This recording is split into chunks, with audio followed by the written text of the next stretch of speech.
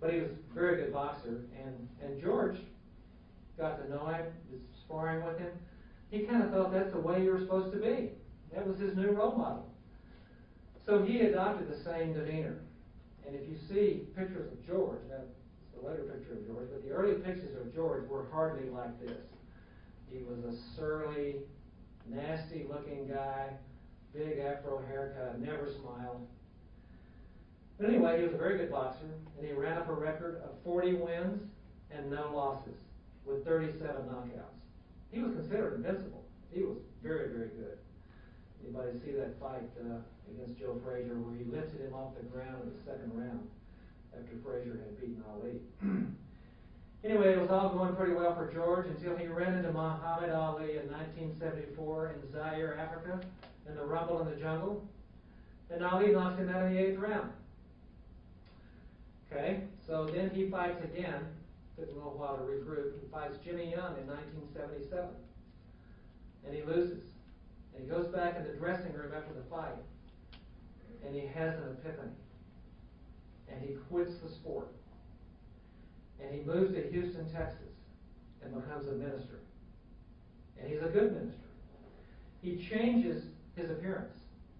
He gains a lot of weight. He shaves his head. And of all things, he starts smiling. And he marries multiple times, has a bunch of kids, had 10 kids, 5 boys, 5 girls, names all the boys George. George II, George III, George IV, George V, George VI. And he has a very good life, and he starts a youth center. Still around today, very successful. But money makes the world go round, and he realized to fund his youth center, he had to do something other than preach. So he thought, what can I do at the age of 38? And he thought, well, there's only one road back. So he comes up and tries to make a comeback. Well, people don't take him seriously. He doesn't look the part. He's 270 pounds. He doesn't look like the old George at all. But he just starts fighting, and he starts knocking everybody out.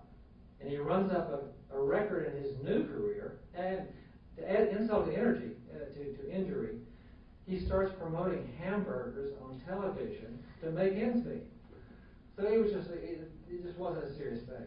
But he kept winning and winning and winning, and he had a new career record of 24 wins and no losses with 23 knockouts. So he gets a shot at the heavyweight championship of the world. They have to take him seriously. I mean, that's a great record. He fights Evander Holyfield, and he loses. It's a decision. Good fight, but he loses. Michael Moore beats Evander Holyfield, and George gets another shot at the heavyweight title. And in the 10th round, in 1994, 20 years after he had lost to Muhammad Ali, he regains the heavyweight championship of the world. Amazing. I still remember that fight. So that's really not the end of it, though. There's more to his story. He was promoting at that time the George Foreman lean, mean, fat-reducing machine, which was a grill. He ends up selling his name to this grill, and he makes, I think it was like $130 million. It's common knowledge in the press that he's made over $200 million promoting his name. HBO Sports picks him up, and he becomes an announcer on Saturday night with Emmanuel Stewart and all those guys who do all the Saturday night fights, and he was great. Finally, just had enough of everything, had all the money he needed, picked up his chips, and moved back home to Houston, where he lives a very comfortable life. Now that's what I call making a comeback.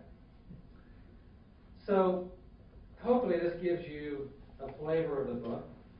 You've just heard a synopsis of 3 of the chapters. There are 9 more chapters. And as I promised, I think we'll get Bert back up here, and we'll have a little back and forth. Thank you.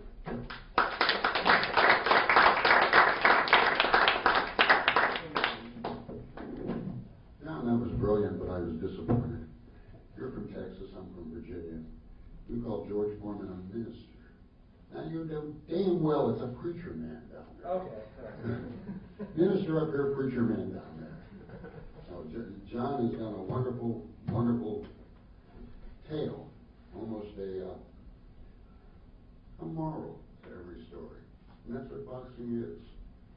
Why don't you take the microphone and ask me a question, I'll ask you a question, we'll bore the pajabbers out of everybody. All right. It squeaks. What do you see for the future of the heavyweight division?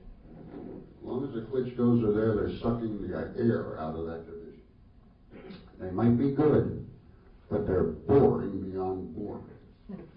They have left jabs that could hit the man sitting in the ring on his stool across from them, they're so long. They don't even use their right hand. They have one, I only think there's one of them. You know, they go in and out of a room changing their name and their clothing. But I was at the Garden watching Italy, not to be confused. Reminds me of that old joke that Pierre Salinger and Jack Kennedy used to tell each other. Before Johnny Carson did Carmack, it used to be 9W, they'd give the answer. And the question was always, do you spell your name with a V, Mr. Wagner? Well, I don't know, Italy and Vladimir and all the V's. But I was at the Sultan Abramov Italy Klitschko fight, and the guy in the press row in front of me had the gall to ask me to quit snoring. I was keeping him awake. That's how boring the heavyweight division is. Was I too kind? I think we understand where you stand on that. Just a follow-up. The Klitschko, actually, both of them, are the 12th chapter in this book. The chapter is called Giving Back. And I think it's really important in anything in life that when you achieve a certain level of success, even if you don't feel they deserve it, they deserve what they got. What they got isn't much. They've made a lot of money doing it. And they give big, Vladimir particularly gives big pieces of his purses to charity. He'll give like $250,000. I mean, not everyone does that. And they have also been involved in a number of children's causes and charitable endeavors. So I'm a big admirer of them, and thank God we've got them. Who else would we have? You know what the problem is with heavyweights in America? I blame it on Lennox Lewis. He proved that a man 250 pounds could move, hit, fight, and be exciting. And so the heavyweight division, when you had a Marciano at 189 and a Joe Louis at 204, and an Ali at as heavy as the 224, now became 250. And kids who are talented at 250 are going to pro football in America. The Klitschko's are 250. They're the best of what you got, yes. I think the two best American heavyweights are Ray Lewis and Brian Urlacher. They just went that way. Not taking anything away from the Klitschko's. I mean, the Americans have produced a challenger for the Klitschko's, Chris Adriola. He wasn't around long enough for me to remember his name. I dated girls that weren't built that well. He jiggles. So you wonder why the Klitschko's are champions. I'll say one thing about that. I think the real... You have dated girls that jiggle that much? No. I think the real problem with boxing in this country is that it's not in the public school system. I mean, that's why, everybody's exposed to football, baseball, basketball, all these sports, because they're in the public school system. Boxing has always had to draw from other parts of society. I mean, there are a million really great stories about how boxers came out of, the ghetto and became successful, and it saved them. Well, if boxing, in my opinion, if people understood boxing, I think it's the most misunderstood of sports. It's a great sport. I think if they understood it more and would allow it to be in the public school system, it would just change the entire image of the sport. George Foreman had the greatest line I've ever heard about boxing. He said, boxing is the sport all other sports aspire to. It is one-on-one. It's every challenge that John has in that book. It is a tough but good fight. And yes, the kids come from hard scrabble surroundings. You're not getting your recruits from the debutante line at the local country club. These are hard-scrabble kids. Ask John about Jake LaMotta. They come out of having to fight their way up the social ladder. This is what boxing has always been.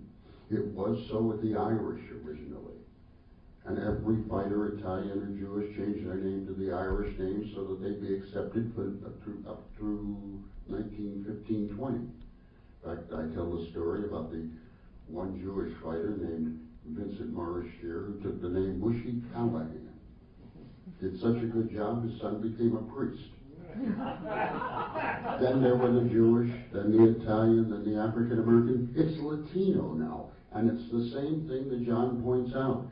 These are the kids who are using boxing as their stepladder into acceptance by society and giving their fans pride in what they have done.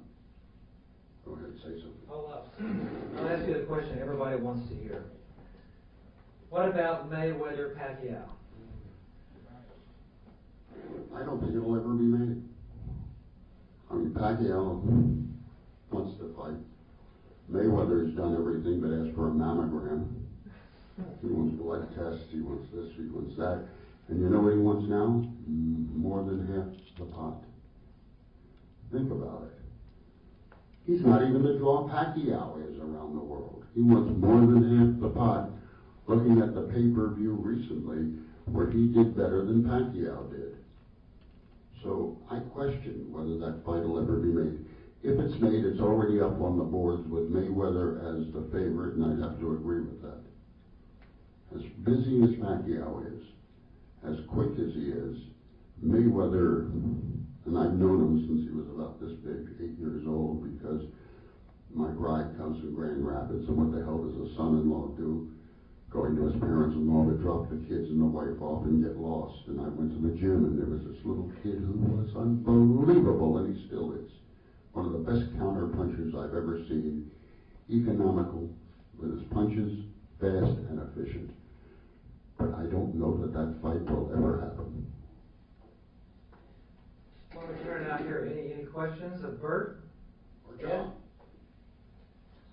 One of my favorite movies early on was Errol Flynn playing Gentleman Jim Corbett, which is a great movie from the old days. But being a skeptic, and I'm not a real great sports aficionado, is there any other sport? In most sports, an injury is an unfortunate side effect. Is there any other sport where the idea is to knock the other guy senseless? Have you talked to Lawrence Taylor lately about Joe Tyson? I know there are injuries there. People who are on the line walk away with There are more injuries in football. And I will tell you this, in the 80s, when I was editor of Ring Magazine, and there were studies in the Journal of American Medical Association, JAMA, and Lundberg was the doctor, and he wanted to abolish boxing, and I'd always ask him in head-to-head conversations on television, what about football? There are no studies that show that. Well, damn, there are studies now. And ask John Mackey, who drools, or Larry Brown, who was the most valuable player in the 1963 Giants-Bears game, who tries to put his pants over his head. A boxer is knocked out, he's suspended for 30 days. A fighter a football player has a concussion, is back in the game in about 2 minutes, and he had a whammy. He got hit. He got blitzed. These guys are going off the field looking out their ear holes. Why did Troy Aikman retire after 9 concussions? No, football is worse than that than boxing. But boxing is a blood sport, you might say. So well, but still, the object is to win, not to knock the man out. The object in football is to tackle him, not just to hold him up. You make your decision. And I'm not telling you boxing is a safe sport, but I'm just telling you it's got a bad rap, comparatively. Okay. What have you heard from your subjects who are still alive to have read the book?